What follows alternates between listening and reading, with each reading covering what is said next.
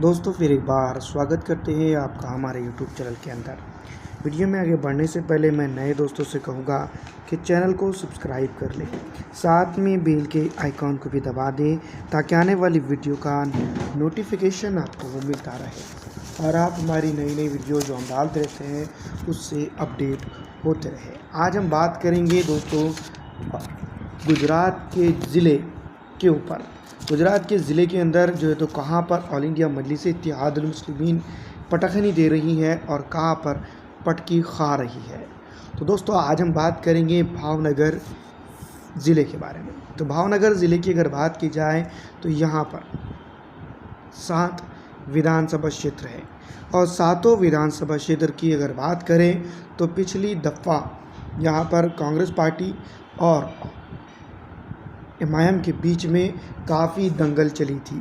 इस दंगल के बीच में मैं आपको बता दूं कि ऑल इंडिया मजलिस-ए-इत्तेहादुल मुस्लिमीन जो तो अब कूदने वाली है, लेकिन इससे पहले कुछ पिछली विधानसभाओं का लेखा जोखी की अगर बात करें तो यहाँ पर काफ़ी कुछ उलटफेर हो सकता है। दोस्तों मैं आपको बता दूं पिछली दफ़ा भावनगर विधानसभा क्षेत्र की अगर बात की जाए तो 7 विधानसभा क्षेत्र में से एक पर जो तो कांग्रेस पार्टी ने जीत दर्ज की थी। दूसरे 6 की 6 विधानसभा क्षेत्र भारतीय जनता पार्टी के हक में चले गई थी। लेकिन दोस्तों अगर बात की जाए भावनगर विधानसभा की तो मैं आपको बता दूं कि भावनगर विधानसभा के ऊपर जितना कांग्रेस पार्टी ने टक्कर दी थी उतनी जो है तो अब ऑल इंडिया मजलिस-ए-इत्तेहादुल मुस्लिमीन देते हुए नज़र आ रही है। चंद एक विधानसभा क्षेत्र को छोड़कर जो तो ऑल इंडिया मजलिस-ए-इत्तेहादुल मुस्लिमीन यहाँ पर त्रिकोणीय मुकाबला देने में कामयाब होते हुए नज़र आ रही है।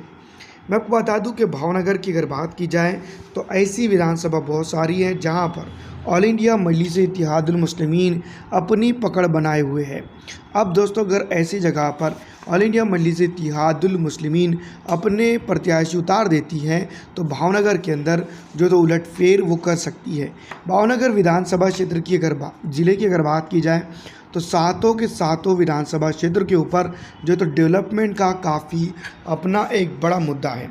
डेवलपमेंट के ऊपर अगर बात की जाए तो यहाँ पर ऑल इंडिया मजलिस-ए-इत्तेहादुल मुस्लिमीन काफ़ी जो है तो अच्छी तरह से आगे बढ़ रही है। इसी वजह से भावनगर के ऊपर ऑल इंडिया मजलिस-ए-इत्तेहादुल मुस्लिमीन के जितने भी चाहने वाले हैं उनका विश्वास बनता हुआ नज़र आ रहा है।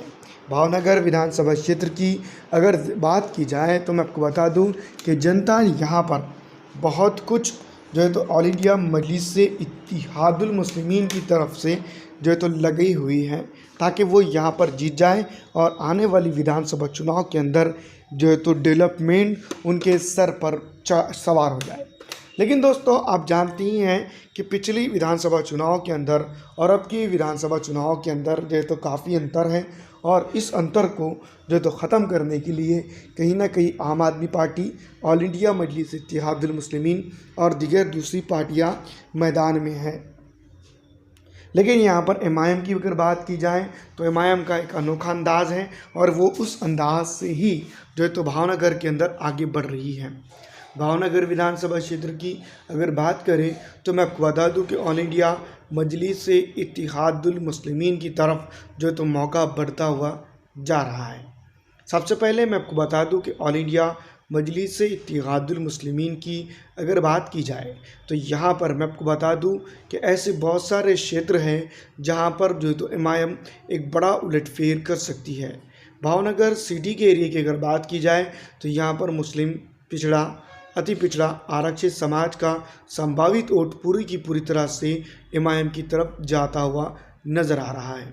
यही वोट पर ऑल इंडिया मजलिस-ए-इत्तेहादुल मुस्लिमीन जो तो मैं आपको बता दूं कि काफ़ी जो तो मेहनत कर रही है और इस मेहनत का नतीजा हम देखेंगे गुजरात विधानसभा चुनाव के बाद। लेकिन दोस्तों मैं आपको बता दूं कि ऑल इंडिया मजलिस-ए-इत्तेहादुल मुस्लिमीन की जो इकाई है वो कहीं ना कहीं कमज़ोर भी पड़ते हुए नज़र आ रही है। यही कमज़ोरी अगर ऑल इंडिया मजलिस-ए-इत्तेहादुल मुस्लिमीन करेक्ट कर लेती हैं तो यहाँ पर भावनगर के अंदर ही नहीं बल्कि पूरे गुजरात की विधानसभा चुनाव के ऊपर जो है तो वो जीत दर्ज कर सकती है। दोस्तों भावनगर की अगर बात की जाए तो यहाँ पर पकड़ मजबूत मानी जा रही है और जनता जनार्दन यहाँ पर जो है तो अपने आप में देखा जाए तो ऑल इंडिया मजलिस इत्तेहादुल मुस्लिमीन की तरफ जाते हुए नज़र आ रही है। एमआईएम अगर यहाँ पर उलटफेर कर देती है तो यहाँ पर वो जीत दर्ज करने में कामयाब हो जाती है। लेकिन दोस्तों, जैसे कि आप जानते हैं कि ज़मीनी हकीकत की अगर बात की जाए तो यहाँ पर काफ़ी कुछ अभी बातें बाकी है जिसके ऊपर बातें हो सकती है।